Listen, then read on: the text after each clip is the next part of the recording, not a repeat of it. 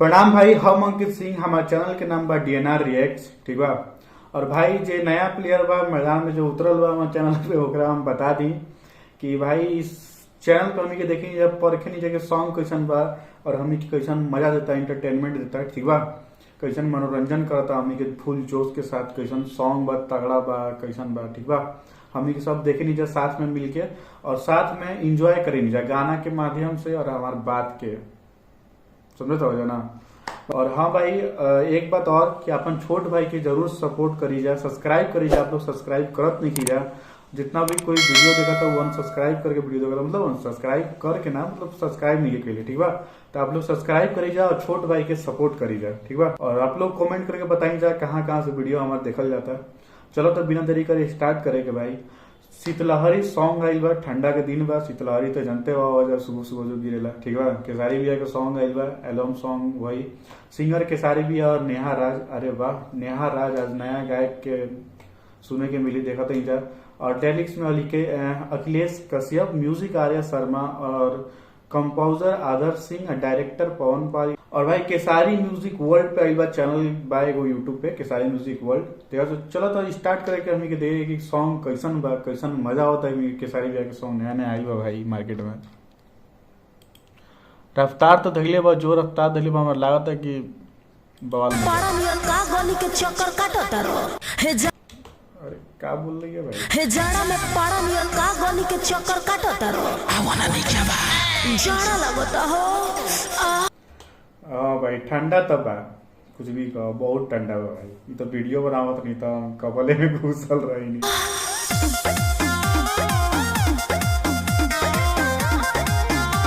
और हाँ, song start करे से भाई ठीक बा, हम सॉन्ग के बीच में ना बोलम, ठीक बा। बहुत कम बोले की कोशिश करब, कि भैया टोकले रहन कि सॉन्ग में कुछ बोला मत, अच्छा ना लगेला, ठीक बा। मतलब मूड थोड़ा उनका बिगड़ जाएगा, ठीक बा।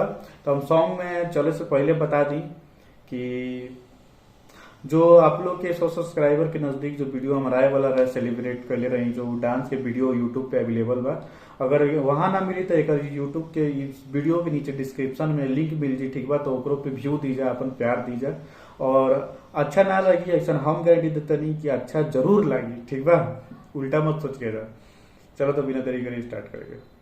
2 बार बोल देनी, सॉरी।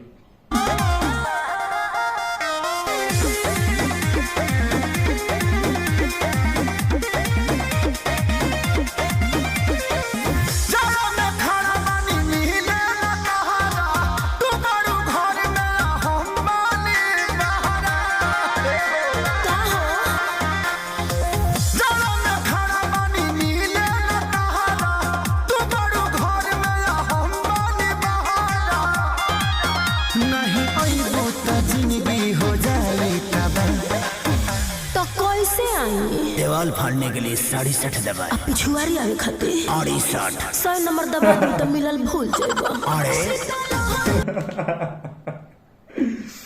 क्या दवाई तो कैसे आई? देवाल फाड़ने के लिए 67 दबाए, पिछुआरी आवे खातिर 68 100 नंबर दबा दे तो मिलल भूल जाएगा। अरे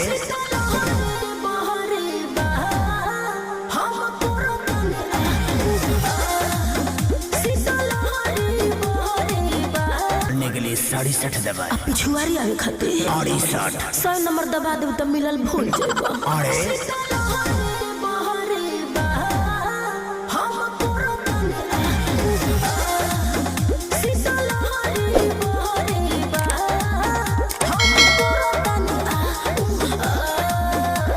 सुनो ना, तोरा के आगे तपे खातिर 0 आ हीटर धरे खातिर 3 दबा दे। अरे 3 पुल के बात होता।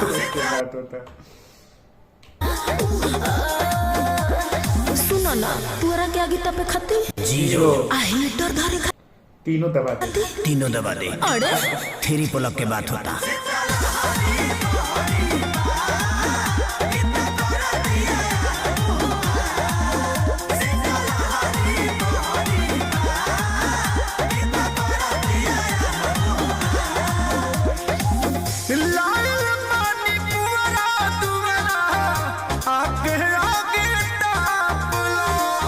भाई पुअरा में आग कोई तपले बा, बीच में रोकत नहीं होगा, माफी करिएगा भाई।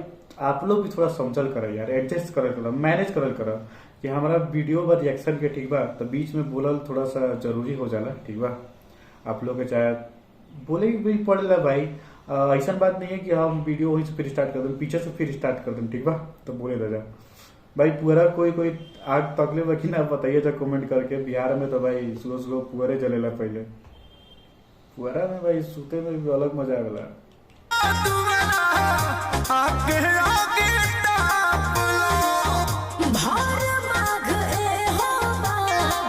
पीछे कर दी, ठीक है।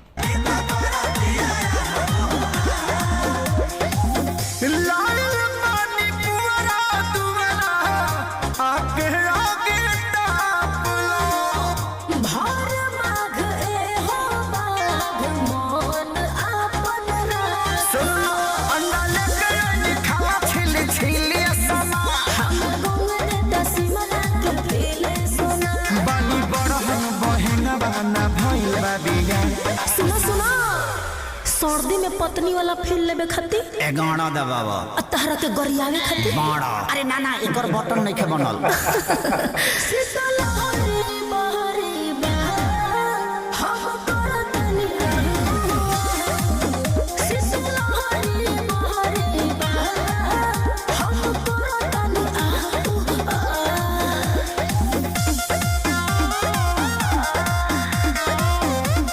हाँ ई बात तो बा भाई, गांव जो हो जाला ना ठंडा के दिन में का कहल जाए एकदम बहुत भयानक शीत गिरेला भाई, शहर से भी भयानक होला।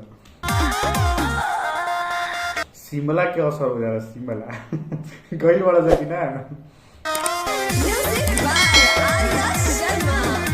ई तो हमनी के देखने में ना करी जा डांसिंग कर, रोके के भी एक मकसद होला। देखा जा डांस देखा जाओ इन लोग के ना खेसारी पे डांस देखा जाए तब बताइए काहे रोक ली हम दोबारा देखेगा तो।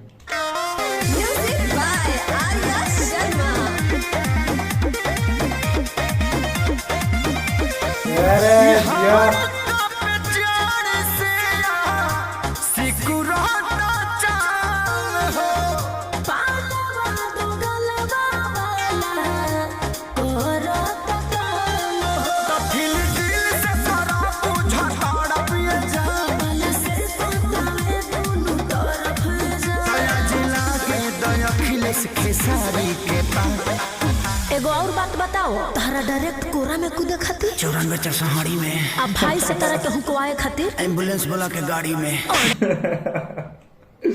इनकर भाई हम यही से कहीं देखा, जो एक्टिंग करला ओकर चेहरा पे ही दिख जाला भाई कि हाँ ये एक्टर है, मतलब एक्टिंग वाला, कॉमेडियन वाला, फनी वाला, उनकर चेहरे से लागेला। बात के तब मत पूछो, बात के अगर मुंह से कॉमेडियन कर देलन तो बात मत पूछो, हंसी आई जाला ऑटोमेटिक।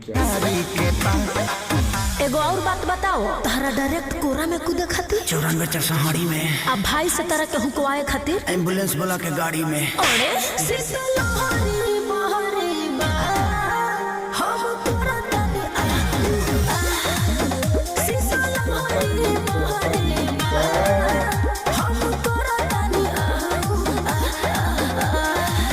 सौ 112 वाला पुलिस आ गइल बा, भाग जा बाबू।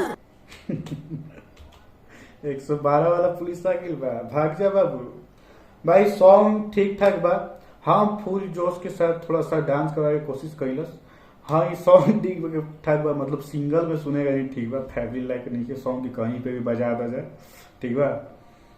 उतना खास सॉन्ग नहीं है कि कहीं पे भी बजा दा जाए, मतलब समझा तो हो जाना बात के, उतना अब क्या बोले, बाकी तो लोग समझदार बढ़ जाए, ठीक बा। तो आप लोग की बताई जा कमेंट करके कि कैसन सॉन्ग लागल, आप लोग के कैसन लागल, ठीक बा, हम अपन बात बताइए देनी। और भाई अपन छोटा भाई के सपोर्ट जरूर कर जाए, कहीं कि बहुत लोग जो वीडियो देखा था उस बिना सब्सक्राइब किए देखा था, ठीक बा, तो सब्सक्राइब करे जा और छोटे भाई के सपोर्ट में रही जा, ठीक बा। और बाकी फुल जोश के साथ ऐसे ही वीडियो आते रही भाई। सॉन्ग आवत ना रहे तो सुबह सुबह के जोश अलग होला, समझ गया, थोड़ा सा डाउन हम लागत हो तो ओकरा के लिए माफी चाहता नहीं, कहीं कि अब थोड़ा साइड वाला बात हटावा। बाकी चलो तो नहीं भाई, नेक्स्ट फिर बहुत जल्दी, टाटा बाय बाय।